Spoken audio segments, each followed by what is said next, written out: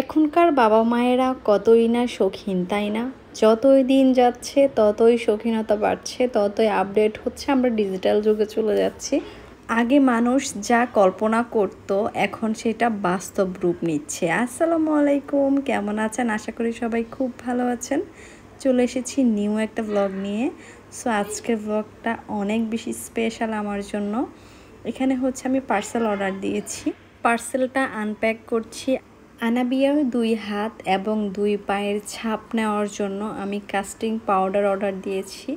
So delivery চলে এসেছে। Delivery আসতে প্রায় 3 দিন সময় লেগেছে। 3 থেকে 5 দিনের মধ্যে পেয়ে যাবেন ঢাকার মধ্যে, আর ঢাকার বাইরে হয়তো 1 সপ্তাহ টাইম লাগবে। আর আমি প্যাকেটটা যখনই খুলছি অনেক এক্সাইটেড, কারণ আমি অনেক স্বপ্ন নিয়ে অর্ডার দিয়েছি।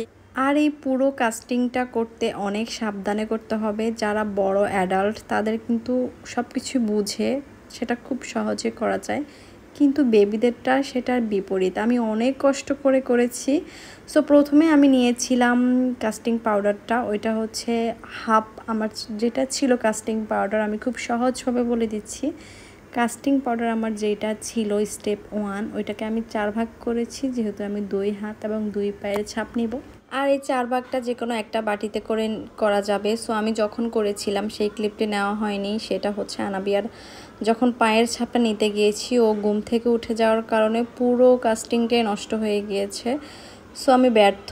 এরপর আমি আবারও ট্রাই করেছি। ট্রাই করার পর ও যখন ঘুমিয়েছে খুব সাবধানে আমি হচ্ছে ওর পায়ের ছাপটা নিয়ে নিলাম।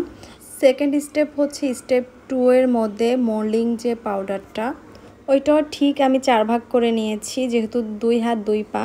সো ওইটা 4 ভাগের 1 ভাগের মধ্যে আমি মাত্র হচ্ছে 120 ml পানি দিয়েছি, মানে একটা গ্লাসের অর্ধেক পানি দিলেই হয়ে যাবে।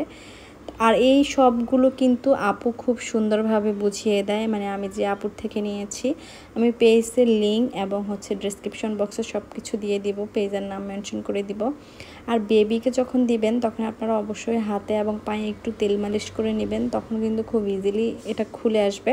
সো এই পাটা আনাবি আমার পায়ের মধ্যে ঢুলিয়ে ওকে ঘুম পাড়িয়ে তারপর হচ্ছে ওর পায়ের ছাপটা নিয়েছি। অনেক স্ট্রাগল করতে হয়েছে।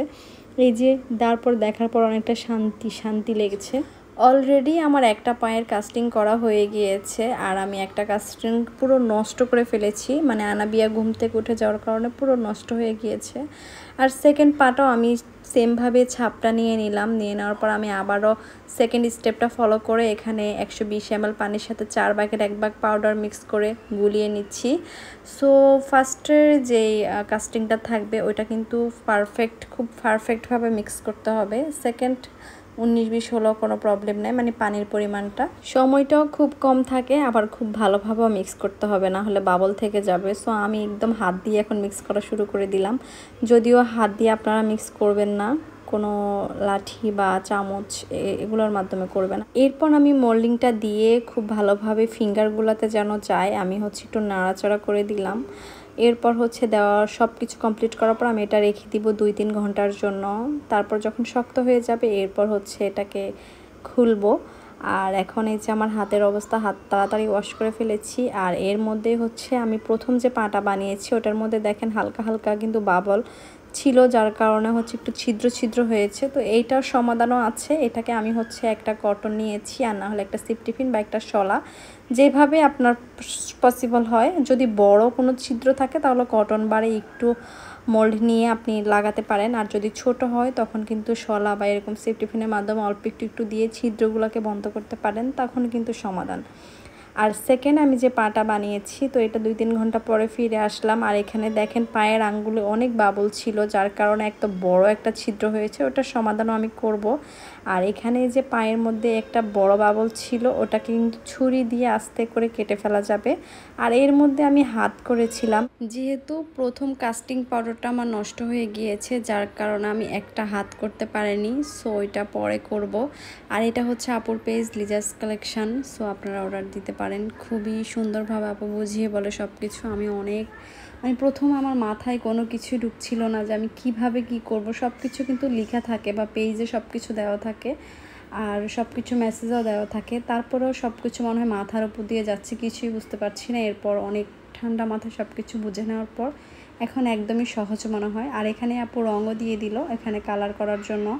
সো আমি এখানে এটা গোল্ডেন কালারটা করব, আর সাথে একটু পানি মিক্স করলে তখন পুরোটাতে সুন্দরভাবে করা যাবে আর কালারটাও সুন্দর আসবে। সো কালারটা আমি এখন করছি না, একটু করে জাস্ট দেখাচ্ছি। কালারটা আমি পরে শেষ করব। আর বাবুর 2 হাত আমি আবারও করব, 2 পা আমি স্যাটিসফাই, যা হয়েছে শুক্রিয়া, কিন্তু 2 হাত আমি আবার করব।